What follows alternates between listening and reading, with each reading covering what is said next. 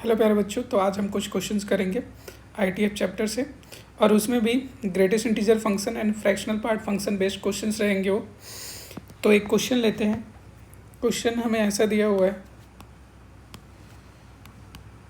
Solve the equation greatest integer of sine inverse x plus cos inverse x greatest integer equal to 1 और x greater than 0 के लिए solve करना। तो ये देखो, अपने पास इन दोनों का सम जो है हमें 1 दिया हुआ है और हमें पता है कि ये ग्रेटेस्ट इंटीजर है। तो अपने पास केस 1 हो सकता है ये कि साइन इनवर्स ग्रेटेस्ट इंटीजर जो है वो वैल्यू आपको 1 दे दे और उसी टाइम कॉस इनवर्स जो है x जो है वैल्यू वो आपको 0 दे दे। तो दोनों का सम जो है 1 हो सकता है, या केस 2 ये हो सकता है आपके पास कि साइन इनवर्स x जो है वो आपको 0 दे दे और कॉस इनवर्स x जो है वो आपको 1 दे दे।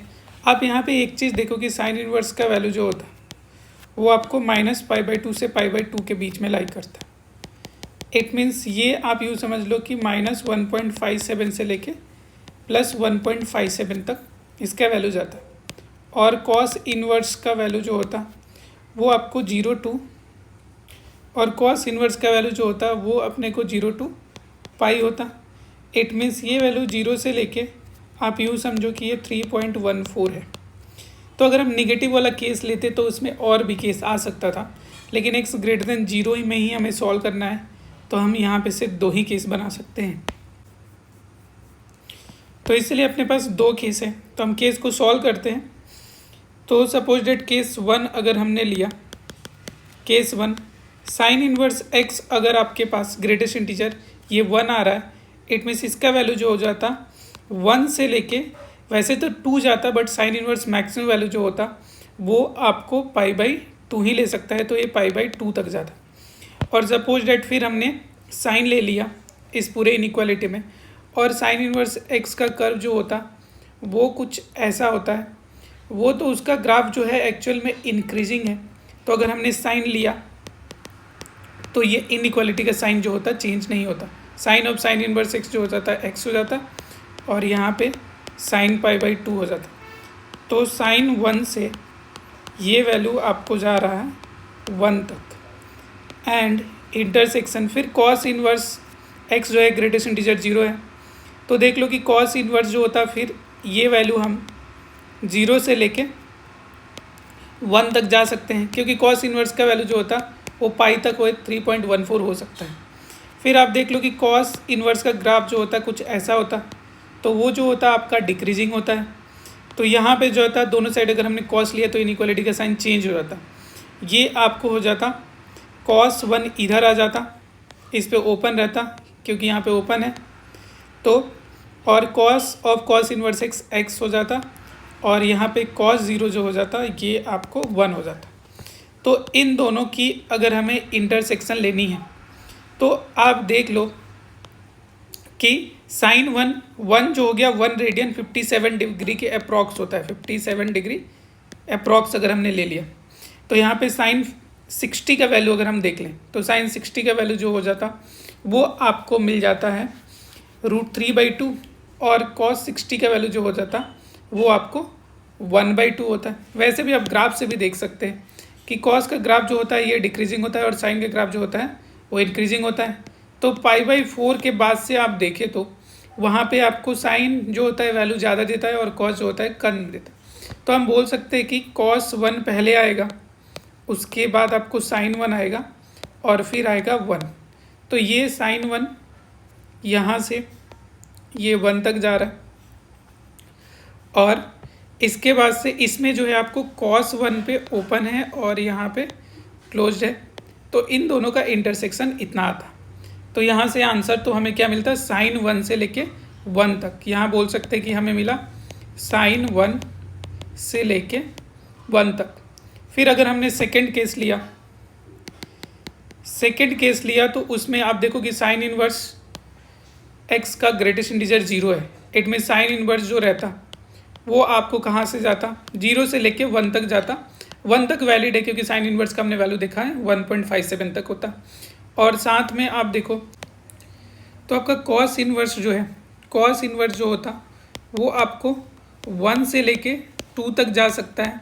वैसे 2 तक हमें नहीं लेना चाहिए, हमें लेना चाहिए π/2 तक, बट देखते हैं आगे हमें, क्योंकि ये क्वेश्चन में दिया हुआ है x>0 तो हमें π/2 तक ही लेना चाहिए था। फिर भी अगर मैंने ऐसा सॉल्व किया तो आगे हमें थोड़ा अलर्ट रहना पड़ेगा कि वहाँ पे हमें निगेटिव वैल्यू x की नहीं लेनी है।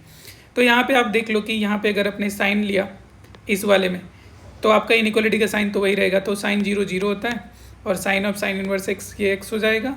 और यहाँ पे ये हो गया आपको साइन 1 इंटरसेक्शन, यहाँ पे कॉस लिया तो इनइक्वालिटी का साइन चेंज हो जाएगा, तो ये आपको cos 2 पे ओपन और ये x यहाँ तक हो गया आपका cos 1।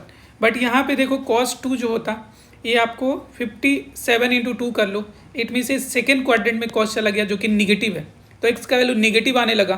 तो एक्चुअल में निगेटिव से हम नहीं लेते, हम क्या करते, हमें तो x जो है यहाँ पे क्या लेना है, x = 0, तो यहाँ से हमें 0 से लेके cos 1 तक सॉल्व कर लेते, ये वाला हम लोग यहाँ पे इसके करस्पॉन्डिंग लिख लेते।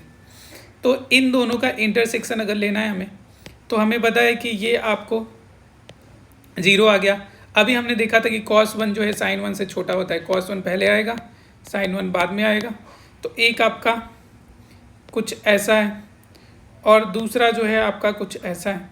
तो अगर हमने दोनों का कॉमन ले लिया यहाँ पे, तो देखो क्या मिल गया, यहाँ पे आपको मिल जाएगा कि cos 1 पे भी क्लोज्ड है एक्चुअल में यहाँ पे, तो ये हो जाएगा x यहाँ से मिलेगा 0 से लेके cos 1। तो इन दोनों का हमें यूनियन ले लेना है, फिर अपना आंसर हो जाता।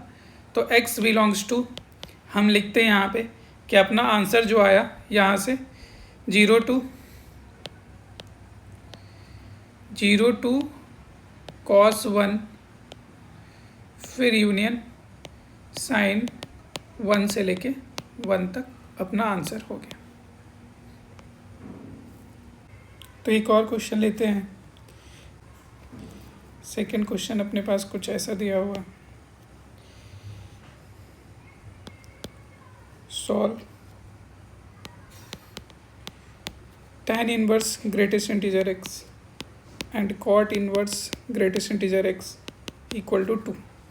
और यहाँ पे हमें लिमिट नहीं दिया हुआ है कि इसका वैल्यू जो है कहाँ से आपको सॉल्व करना है, तो इसमें तो हम नेगेटिव पॉजिटिव सारे केस ले सकते हैं। और हमें पता है कि cot इनवर्स जो x होता वो आपको 0 to π के बीच में लाई करता, एंड हमें ये भी पता है कि tan इनवर्स x जो होता ये आपको -π/2 से लेके π/2 के बीच में लाई करता। तो अगर हम ग्रेटेस्ट इंटीजर लेते, अगर हमने इसका ग्रेटेस्ट इंटीजर लिया तो 0 से जस्ट बड़ा वैल्यू होता 0.5, तो उसका हमें मिल जाता 0, और ये 3.14 है तो 3 तक जाता है। It means cot inverse x का ग्रेटेस्ट इंटीजर वैल्यू हमें क्या क्या मिल सकता है, ये हमें 0, 1, 2, 3 मिल सकता है। ऐसे ही tan इनवर्स का ग्रेटेस्ट इंटीजर लेते, ये वैल्यू हमें क्या मिल सकता है, तो यहाँ पे -1.57 है, इसका ग्रेटेस्ट इंटीजर -2 होता, तो -2 -1 0, और यहाँ पे 1.57 का ग्रेटेस्ट इंटीजर 1 होता है, इट मीन्स 1 मिल सकता है। तो ये 4 वैल्यू इधर मिलते हैं और यहाँ भी ये 4 वैल्यू मिलते हैं। हमें दोनों का सम जो है 2 के लिए सॉल्व करना है। तो पहला केस हम लोग ले लेते हैं कि यहाँ पे ऐसा हो गया कि एक जो है आपका tan इनवर्स जो है, दोनों का वैल्यू सेम कर लेते हैं, tan इनवर्स और cot इनवर्स का वैल्यू जो है 1 1 कर लेते हैं। तो यहाँ से हमें पता है कि इधर cot इनवर्स ग्रेटेस्ट इंटीजर 1 है, तो इसका वैल्यू 1 से लेके कहाँ तक जा सकता है, 1 से लेके 2 तक जा सकता है। एंड इंटरसेक्शन ले लेते, फिर tan इनवर्स का भी वैल्यू वैसे ही क्या होता आपका 1 से जाता, लेकिन ये 2 तक नहीं जाता। आप देख लो इसका वैल्यू π/2 तक है, तो हम बोल देते कि इसका मैक्सिमम वैल्यू जो लेते हैं हम क्या लेते हैं, π/2 लेते हैं। तो अब इन दोनों का हमें इनइक्वालिटी सॉल्व करने नहीं है। हमें एक चीज़ याद रखना है कि यहाँ पे अगर हमने cot लिया तो cot का ग्राफ आपको याद होना चाहिए, cot का ग्राफ कुछ ऐसा होता, कि इसका ग्राफ जो रहता है कॉट का ग्राफ आपको डिक्रीजिंग आते रहता है, ये कुछ ऐसा रहता है, ये आपको पाई होता है और ये पाई/2 होता है। तो कॉट का ग्राफ डिक्रीजिंग है, तो अगर कॉट लिया तो इनइक्वालिटी का साइन चेंज होगा। तो कॉट 2 से लेके ये आपको x जाता यहाँ पे कॉट 1 तक इंटरसेक्शन। फिर आप देखो यहाँ tan लेते तो tan का ग्राफ हमें पता है कि वो जो होता है वो आपका tan का ग्राफ जो होता है वो तो इंक्रीजिंग होता है, ऐसे होता है। तो tan अगर हमने लिया तो इनइक्वालिटी का साइन चेंज नहीं होता, ये हो जाता आपको tan 1 और x tan पाई/2। तो यहाँ से हमें मिला, यहाँ से वैल्यू मिल गया कि x जो हो गया cot 2 से लेके cot 1, और यहाँ पे जो हो गया tan 1 से लेके आप बोल दो कि यहाँ पे चला गया इनफाइनाइट। तो अब आप देख लो कि cot 2 जो हो गया ये तो आपको कुछ 57/2 मतलब ये नेगेटिव वैल्यू है, ये हमें पता है। और cot 1 मतलब कि ये cot आपको 57 डिग्री समथिंग। तो cot 60 भी अगर लेते तो cot 60 का वैल्यू जो हो जाता अपने को मिलता है यहाँ पे 1/√3। और tan 1 मतलब tan 60 अगर वैल्यू ले तो ये √3 से जा रहा है। तो ये एक्चुअल में आप देखो ये निगेटिव वैल्यू से लेके 1/√3 के आसपास पहुँच रहा है, और ये √3 से लेके आपको इन्फिनिटी तक जा रहा है। इट मीन्स दोनों में कुछ तो कॉमन आने वाला नहीं है।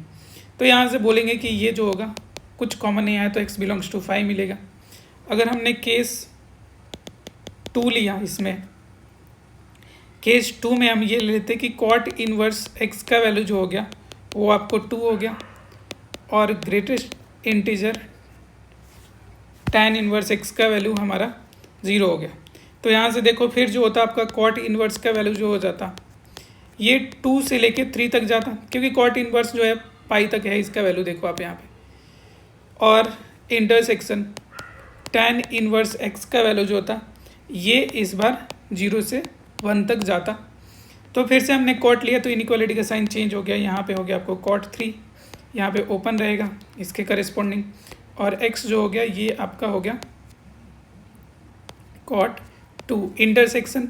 फिर हमने दोनों साइड अगर tan ले लिया तो यहाँ पे हो जाता tan 0 0 हो जाता, और ये हो जाता आपको tan 1।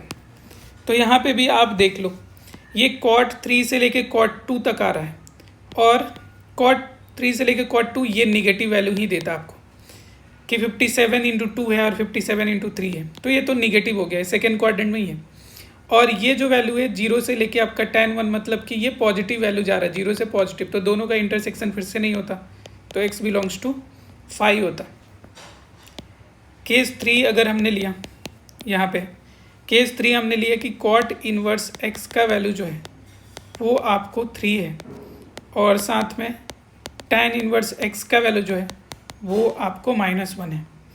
तो यहाँ पे देख लो कि कॉट इनवर्स x जो होता वो आपको 3 से जाता 4 तक, बट 4 तक जाएगा नहीं क्योंकि कॉट इनवर्स x का वैल्यू जो होता मैक्सिमम आपको पाई तक जाता है, तो पाई। और फिर tan इनवर्स x का वैल्यू जो होता ये आपको -1 से 0 तक जाता है, -1 से लेके 0 तक। अब फिर से कॉट इनवर्स, फिर हमने क्या करना है दोनों साइड कॉट लगाना है। तो आप देखो दोनों साइड कॉट लगाते तो इनइक्वालिटी का साइन चेंज होता। कॉट पाई जो होता है, देखो हमने ग्राफ एक ड्रॉ करा था, यहाँ पे कॉट पाई देखो जो होता है ये आपको -∞ कुछ वैल्यू मिलता है। तो यहाँ पे हम लिखते कि -∞ से लेकर ये आपका x जो हो जाता cot 3 तक जाता। इंटरसेक्शन अगर हमने फिर से tan लिया तो tan में तो ये आपको क्या हो जाता -tan 1, और ये हो जाता आपको 0 तक। तो ये देखो ये फिर से निगेटिव वैल्यू मिल रहा है और cot 3 तक आ रहा है। cot 3 मतलब आप यूँ समझ लो कि यहाँ पे 57/3 हो गया। तो और tan 1 जो है ये भी निगेटिव वैल्यू दे रहा है। tan 1 जो है यहाँ पे आप यूँ समझो कि -√3 से स्टार्ट हो रहा है अप्रॉक्स अगर हम देखें तो। और ये वाले में जो होता cot 3 का वैल्यु, cot का ग्राफ अगर आप देख लो यहाँ पे, cot का ग्राफ अगर हम देखें cot 3 मतलब कि ऐसा समझ लो आप 57/3, तो ये आपको 21 और 171, इट मीन्स 180 के अप्रॉक्स पहुँच रहा है। तो ये हो गया cot 3 का वैल्यू। देखो आप cot 3 का अगर आप वैल्यू देखते तो ये कुछ cot 3 हम लोग यहाँ पे पाई है तो 3 यहाँ पे होता, तो ये ऑब्वियसली जो होता ये वैल्यू जो होता हमें ये पता है कि निगेटिव में ये तो कुछ बड़ा वैल्यू होगा, मतलब -10 से जो होगा वो आपको यूँ बोल लो कि छोटा होगा, तो -10 से छोटा होगा और ये -1.7C3 से शुरू हो रहा है। तो एक्चुअल में दोनों में फिर कुछ कॉमन नहीं आता, तो x बिलोंग्स टू हमें क्या मिलता, 5 मिलता।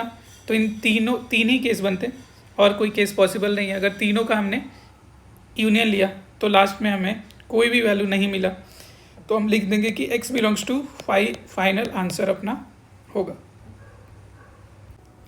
तो एक और क्वेश्चन सॉल्व करते हैं। ये क्वेश्चन कुछ आपको ऐसा दिया हुआ है, find the total number of solutions of tan of this equal to cot of fractional x,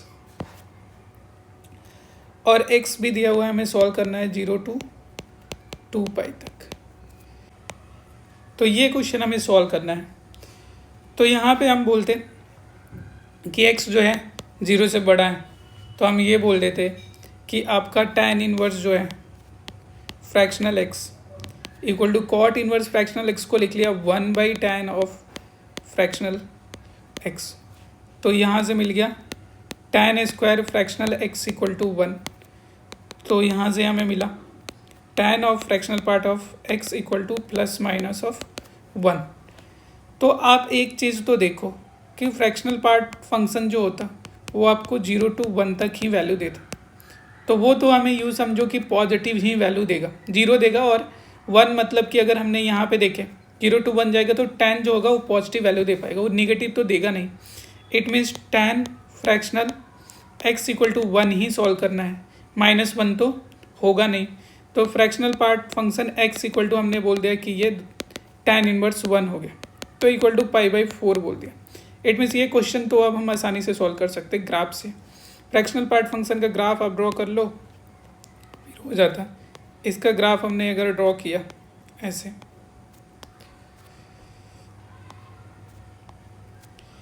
तो ये हो गया 1 2 3 4 5 6 7। 0 to 2 पाई देखो, 0 to 2 पाई मतलब 0 से लेके आपको 6.28 तक हमें देखना है। और फिर y इक्वल टू π/4 का एक लाइन हमें ड्रॉ करनी है। π/4 मतलब 3.14/4। तो ये कुछ आप यूँ समझ लो कि 0.8 से तो छोटा है, 0.78 0.79 होगा। और ये हमें पता है कि ये हाइट जो रहता है ये आपको हाइट 1 रहता है, तो y इक्वल टू π/4 जो रहता वो हमें ऐसा करके कुछ मिलता है। y इक्वल टू π/4 लाइन वो आपको ऐसे मिलती, y इक्वल टू π/4। लेकिन हमें देखो, हमें सिर्फ देखना है यहाँ तक 6.28 यहीं पे देखना है। और ये देख लो, ये एक सोल्यूशन होता है, ये होता है, ये होता है, ये होता है, ये होता है, ये होता। ये जो है यहाँ पे ये सोल्यूशन इसका नहीं होता, ये वाला सोल्यूशन पॉसिबल नहीं है, क्योंकि y इक्वल टू आप देखो कि ये हाइट जो है ये हाइट आपको 0.8 के अप्रॉक्स है, और ये जो डिस्टेंस है ये आपको 0.28 है। तो ये तो हाइट कभी 0.28 तक जाना है, तो यहीं तक हमें ग्राफ लेना है। ये आगे का ग्राफ एक्चुअल में हमारे पास है ही नहीं, तो नंबर ऑफ सॉल्यूशंस जो होता वो आंसर जो होता अपने पास 6 होता। तो एक और क्वेश्चन लेते हैं। तो अपने को क्वेश्चन दिया हुआ है, कुछ ऐसा दिया हुआ है क्वेश्चन,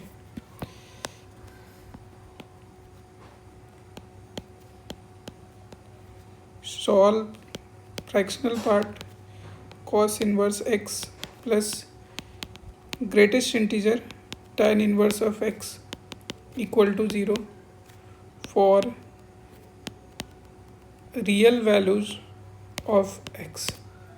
और एक ग्रेटेस्ट इंटीजर और फ्रैक्शनल दिया हुआ है, तो ये हमें सॉल्व करना है। तो आप देखो यहाँ पे, अगर इस वाले का हम लोग डोमेन देखें तो फ्रैक्शनल जो होता है, अगर फ्रैक्शनल वाला देख लो, फ्रैक्शनल का डोमेन जो होता है, ये हमें पता है कि फ्रैक्शनल का डोमेन जो होता है वो आपको x बिलोंग्स टू r आता। बट ये कॉस इनवर्स में आते तो x जो होता है यहाँ पे -1 से 1 होता है। ग्रेटेस्ट इंटीजर भी तो r दे देता है डोमेन, और यहाँ पे tan इनवर्स जो रहता ये भी, इसका भी डोमेन जो रहता है आपको r होता है। तो एक्चुअल में इंटरसेक्शन ले ले तो हमें सॉल्व सिर्फ किसके लिए करना है, -1 से 1 के लिए ही सॉल्व करना है, तभी ये वैलिड होता, क्योंकि इनका डोमेन ही यही है। अब आप देख लो कि tan इनवर्स जो होता आपका x -1 से ये 1 है, तो tan इनवर्स आपका ये -π/4 से लेके π/4 तक ही जा सकता है। तो यहाँ से अगर हम देखें तो आपका greatest integer of tan inverse x जो रहता वो वैल्यू सिर्फ -1 और 0 देता। अगर हमने tan इनवर्स x का ग्रेटेस्ट इंटीजर को -1 लिया तो उस समय cos इनवर्स के फ्रैक्शनल पार्ट फंक्शन को आपको 1 होना पड़ेगा, तभी ये दोनों का सम 0 होता है। लेकिन फ्रैक्शनल जो होता है देखो कभी भी 1 नहीं देता, कोई भी फ्रैक्शन जो होता है 0 to 1 जाता है, 1 पे ओपन। इट मीन्स ये केस तो पॉसिबल ही नहीं है। तो सेकंड केस आपका ऐसा सोचो कि tan इनवर्स x जो हो गया ये आपको 0 दे दिया। It means tan inverse x जो होता वो आपको 0 से लेके कहाँ तक जाता, वो आपको जा सकता है 0 से लेके यहाँ पे π/4 तक। देखो यहाँ पे तो x जो होता आपका 0 से लेके ये हम बोल सकते कि ये आपको tan π/4 जो कि कितना हो जाता, 1 हो जाता। इट मीन्स 0 से लेके 1 तक। अब आप यहाँ पे एक दूसरा चीज़ देखो कि cos इनवर्स का फ्रैक्शनल जो होता उसको होना पड़ता आपको 0, दोनों का सम जो है 0 चाहिए। तो यहाँ पे अब आप देख लो कि cos इनवर्स 0 होना पड़ेगा। इट मीन्स फ्रैक्शनल कभी भी 0 कब होता है, जब अंदर वाला वैल्यू जो हो जाए वो आपको इंटीजर हो जाए। तो cos इनवर्स का जो होता है वैल्यू तो वो हमें पता है कि वो आपको लाई करता है आपको 0 से लेके पाई। इट मीन्स cos इनवर्स जो होगा वो अंदर से वैल्यू जो हो गया आपको क्या क्या इंटीजर दे सकता है, तो आपको 0 दे सकता है, 1 दे सकता है, 2 दे सकता है और 3 दे सकता है। तो अगर cos इनवर्स यहाँ से 0 होता तो उस समय बोल देते कि x का वैल्यू 0 होता, तो x का वैल्यू 0 तो वैलिड है, चलेगा। फिर cos इनवर्स अगर x 1 होता तो ये x जो होता आपको cos 1 होता। तो cos 1 भी आप देख लो, cos 1 का वैल्यू मतलब cos 57 डिग्री अप्रॉक्स, तो इसका वैल्यू फिर 1/2 के आसपास, तो 1/2 भी इधर वैलिड है। इट मीन्स ये भी वैलिड है। अगर cos इनवर्स x आपका 2 होता तो ये x cos 2 जो हो जाता वो निगेटिव हो जाता, तो ये इनवैलिड हो गया। फिर cos इनवर्स x 3 होता तो फिर से ये cos 3 क्या हो गया, निगेटिव हो गया।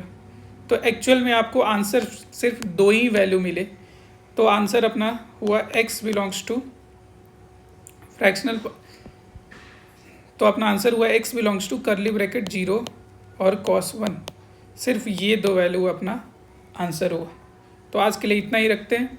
तो आप एक क्वेश्चन ट्राई करना और आंसर बताना कमेंट बॉक्स में। तो आपका क्वेश्चन ये है, sine inverse x greatest integer function और cos inverse x greatest integer function equal to 2x greater than 0 के लिए सॉल्व करना है। तो आज के लिए इतना ही, थैंक यू।